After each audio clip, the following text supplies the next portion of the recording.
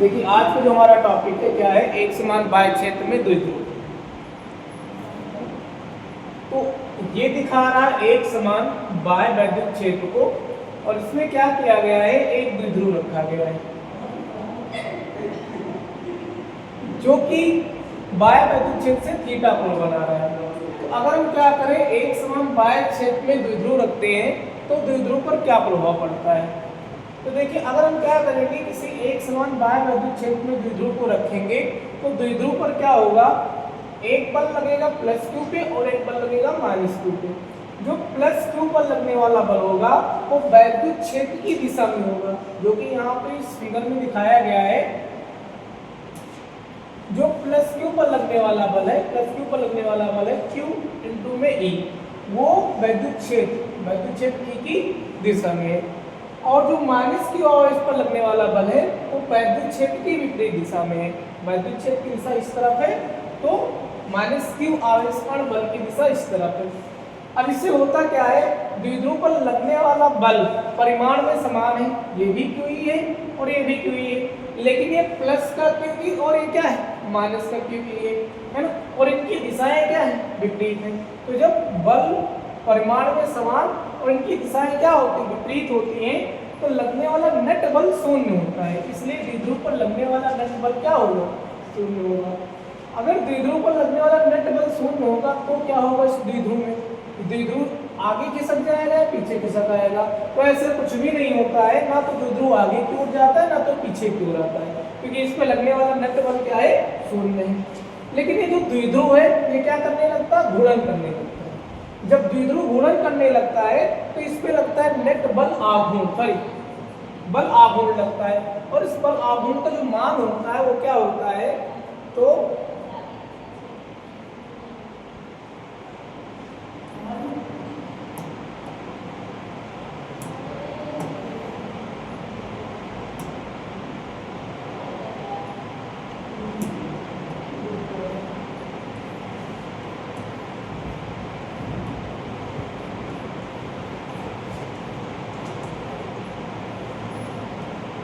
बल आघूर्ण बराबर क्या होता है, तो बल आघूर्ण बराबर होता है दोनों बलों में से एक बल का परिमाण।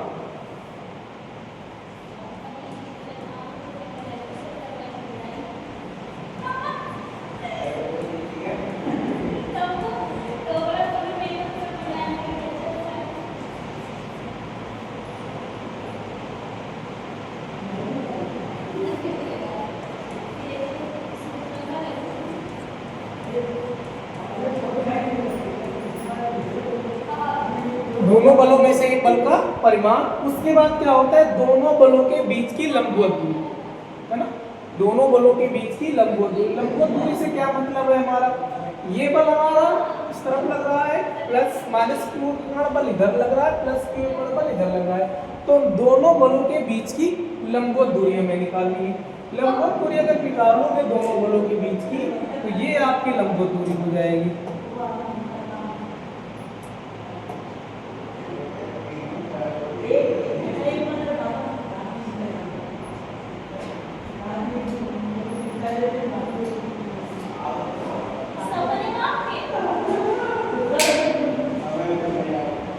ये हो गए दोनों बलों के बीच की लंबवत दूरी। अगर ये हो गए दोनों बलों के बीच की लंबवत दूरी, और इसका मान देख लेते हैं क्या होगा।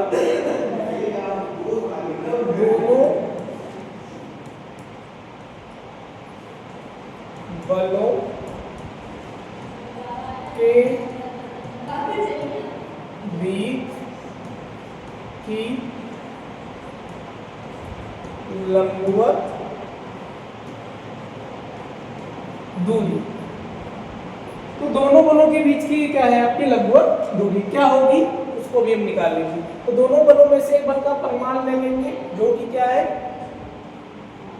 Q E. अब दोनों बलों के बीच की लंबवत दूरी क्या होगी, तो ये वाली यहां से यहां तक की डिस्टेंस क्या होगी, और इसके बाद यहां से यहां तक की डिस्टेंस क्या होगी, इसे हम निकालेंगे। देखो अगर ये कोण हमारा क्या है, थीटा है, और हम मान लेते हैं कि ये वाली डिस्टेंस हमारी क्या है, ए, और उसके बाद आगे की ये वाले डिस्टेंस भी कितनी है, a। तो अगर ये वाली डिस्टेंस हमारी a है तो ये वाली दूरी कितनी होगी, तो a को हम क्या कर देंगे, इनके घटकों में वियोजित कर देंगे। जब इनके घटकों में वियोजित करेंगे तो ये वाला जो पोर्शन होगा ये हो जाएगा a cos थीटा, और ऊपर वाला जो पोर्शन होगा ये हो जाएगा a sin थीटा। तो इसको जो मान होगा इस वाले का क्या हो जाएगा, a sin थीटा, और नीचे वाले का भी क्या हो जाएगा, a sin थीटा। तो दोनों बलों के बीच की लंबवत दूरी a sin थीटा कितनी हो जाएगी, तो ये हो जाएगी आपकी 2a sin थीटा। तो ये हो गया 2a sin थीटा। अब यहाँ पे 2a क्यूब अगर साथ में ले ले तो ये हो जाएगा 2a क्यूब इंटू में e, और हो गया sin थीटा। अब हमें पता है कि 2a क्यूब क्या होता है, वैद्युत द्विध्रुव आघूर्ण, जिसको हम p से प्रदर्शित करते हैं। तो यहाँ पे 2a क्यूब के प्लेस पे आप पुट कर सकते हो p, तो क्या हो जाएगा p e sin थीटा। ये आ गया आपका क्या, बल आघूर्ण का परिमाप। क्योंकि बल आघूर्ण एक सदिश राशि है इसलिए इसको हम सदिश रूप में भी लिखेंगे। तो इसका जो सदिश रूप होगा वो क्या हो जाएगा, इसका बल आघूर्ण का। तो इसका सदिश रूप जो होता है वो क्या होता है,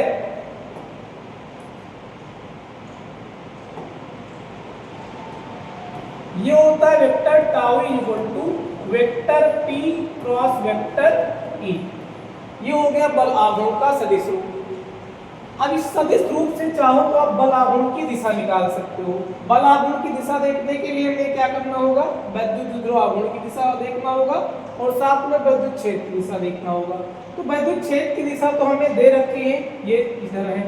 अब वैद्युत द्विध्रुव आघूर्ण की दिशा क्या होगी, तो वैद्युत द्विध्रुव आघूर्ण की जो दिशा होती है वो माइनस आवेश से प्लस आवेश की होती है। तो ये है माइनस आवेश और ये प्लस आवेश। तो जो वैद्युत द्विध्रुव आघूर्ण की दिशा होगी वो क्या हो जाएगी, तो वो हो जाएगी आपकी ये जो दिशा है ये हो जाएगी वैद्युत द्विध्रुव आघूर्ण की दिशा, और ये वैद्युत क्षेत्र की दिशा है, हमें पहले से पता है। अब अगर यहाँ पे बल आघूर्ण की दिशा निकालनी हो तो हम क्या करेंगे, स्क्रू नियम लगा देंगे। स्क्रू नियम क्या होता है, हम क्या करेंगे, P से E की ओर स्क्रू को घुमाएंगे। क्या करेंगे, P से E की ओर स्क्रू को घुमाएंगे। तो ये है हमारा P की दिशा और ये है E की दिशा। जब P से E की ओर स्क्रू को घुमाओगे तो कैसे घुमाओगे, इस प्रकार से घुमाओगे P से E की तरफ। जब ऐसे ऐसे इसको घुमाओगे तो ये स्क्रू जो होगा आपको बाहर आता हुआ नजर आएगा, और जब स्क्रू बाहर आता हुआ नजर आएगा तो यहाँ से कह सकते हो कि जो बल आघूर्ण की दिशा होगी वो कागज तल के अवलंबन बाहर की ओर।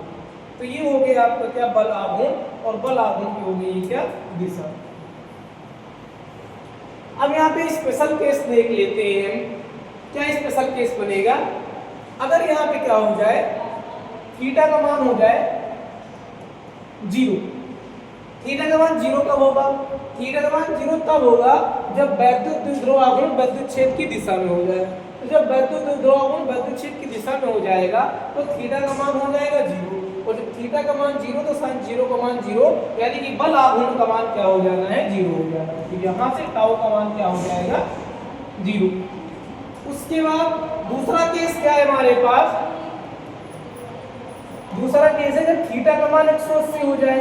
थीटा का मान 180 कब होगा, जब द्विध्रुव आघूर्ण वैद्युत क्षेत्र की विपरीत दिशा में होगा। यानी वैद्युत क्षेत्र की दिशा इधर है और वैद्युत द्विध्रुव आघूर्ण के इस तरह हो जाए, यानी वैद्युत द्विध्रुव आघूर्ण की दिशा वैद्युत क्षेत्र की दिशा की दूसरी तरफ हो जाए। तो जब वैद्युत क्षेत्र की दूसरी तरफ हो जाएगा वैद्युत द्विध्रुव आघूर्ण की दिशा, तो इसके लिए थीटा का मान हो जाएगा 180, और sin 180 का मान क्या होता है, 0। तो फिर से यहाँ पे हमारा जो वैद्युत द्विध्रुव आघूर्ण आएगा ये क्या हो जाएगा, 0। अब यहाँ पे और केस हम समझ लेते हैं, जब हमारा यहाँ पे जो मैंने काम किया है वो एक समान बाह्य क्षेत्र में किया है, मतलब यहाँ पे जो वैद्युत क्षेत्र है वो क्या है, एक समान है। अगर हमारा वैद्युत क्षेत्र एक समान ना हो तो क्या होगा, जब वैद्युत क्षेत्र एक समान था तो इसमें लगने वाला बल क्या था, 0 था, और बल आघूर्ण का हमने क्या किया, मान निकाल लिया। लेकिन अगर इसमें क्या हो कि जो वैद्युत क्षेत्र हो वो एक समान ना हो, तो यहाँ पे जो केस बनते हैं वो बहुत क्रिटिकल बनते हैं। लेकिन यहाँ पे जो सामान्य केसों की बात करेंगे, पहला जब बल आघूर्ण आपका क्या हो, शून्य हो। बल आघूर्ण शून्य कब होगा, जब थीटा का मान 0 होगा, थीटा का मान 180 होगा। जब थीटा का मान 0 180 होगा तो क्या होगा, 0 होगा तो वैद्युत द्विध्रुव आघूर्ण वैद्युत क्षेत्र की दिशा में होगी, और जब थीटा का मान 180 होगा तो वैद्युत द्विध्रुव आघूर्ण वैद्युत क्षेत्र की विपरीत दिशा में होगी। कब, जब ये जो आपका वैद्युत द्विध्रुव है असमान वैद्युत क्षेत्र में रखा हो तब। एक समान वैद्युत क्षेत्र के लिए तो बता दिया है, तो जब असमान बाह्य वैद्युत क्षेत्र में रखा होगा द्विध्रुव आघूर्ण, और जब थीटा का मान 0 180 होगा, कहने का मतलब जब बल आघूर्ण हमारा क्या होगा, शून्य होगा, तो इस स्थिति में क्या होगा, क्योंकि जो वैद्युत क्षेत्र है असमान है की बात, तो यहाँ पे असमान वैद्युत क्षेत्र है, मान लेते हैं वैद्युत क्षेत्र यहाँ पे असमान के लिए मान लेते हैं यहाँ पे क्या है E1 और यहाँ पे क्या है E2, यानी कि लगने वाले बल का मान अब बदल गया। अब जो नेट बल लगेगा इस पे वो 0 नहीं होगा, लेकिन ध्यान रखना है यहाँ पे जो स्पेशल केस लिए जिसके लिए मैंने माना है कि वैद्युत द्विध्रुव आघूर्ण जो होगा वो आपका वैद्युत बल आघूर्ण जो होगा वो आपका शून्य होगा। वैद्युत बल आघूर्ण शून्य है, इसके अलावा जो आपका बल है वो केवल शून्य नहीं होगा। इस केस में क्या होगा कि जो इस पे बल लगेगा वो या तो द्विध्रुव आघूर्ण को ऊपर की ओर खींचेगा या तो द्विध्रुव आघूर्ण के नीचे की ओर खींचेगा। कहने का मतलब है कि द्विध्रुव जब वैद्युत क्षेत्र में रखा जाता है तो केवल घूर्णन ही नहीं करता है, वो आगे या पीछे की ओर आगे या पीछे की ओर भी खिसक सकता है। बस क्या होना चाहिए, जो वैद्युत क्षेत्र है वो असमान होना चाहिए। अगर एक समान वैद्युत क्षेत्र हुआ तो द्विध्रुव केवल घूर्णन करेगा, और अगर असमान वैद्युत क्षेत्र हुआ तो जो क्या कहते हैं द्विध्रुव है ये घूर्णन भी कर सकता है और आगे पीछे भी जा सकता है ना। इसका अगर आप दैनिक जीवन में एक उदाहरण समझना चाहे तो समझ सकते हैं। जब क्या करते हो, आप कंघी को अपने बालों से रगड़ते हो और कागज के छोटे छोटे टुकड़ों के पास लेके जाते हो, तो कंघी क्या करती है, कागज के छोटे छोटे टुकड़ों को अपनी ओर आकर्षित कर लेती है। सेम यही कॉन्सेप्ट उसमें आप अप्लाई करके देख सकते हो। आप मान सकते हो कि जो कागज के छोटे छोटे टुकड़े हैं उनको आप वैद्युत द्विध्रुव मान सकते हो। जो आपने कंघी को बालों से रगड़ा है, कंघी में जो वैद्युत क्षेत्र उत्पन्न हुआ है उसे आप असमान बाह्य वैद्युत क्षेत्र मान सकते हो। तो जब आप असमान बाह्य वैद्युत क्षेत्र यानी कि कंघी को कागज के छोटे छोटे टुकड़े यानी द्विध्रुव आघूर्ण के पास लेके जाते हो तो उस पर बल लगता है, और बल का मान अब की बार बराबर नहीं होगा, तो क्या करेगा, जो कंघी होगा वो कागज के टुकड़े को आगे और पीछे खिसकाएगा, मतलब आगे खिसकाएगा पीछे खिसकाएगा। इसी प्रकार से जब कंघी को आप कागज के टुकड़े के पास लेकर जाओगे तो आकर्षण या प्रतिकर्षण का अनुभव करेंगे।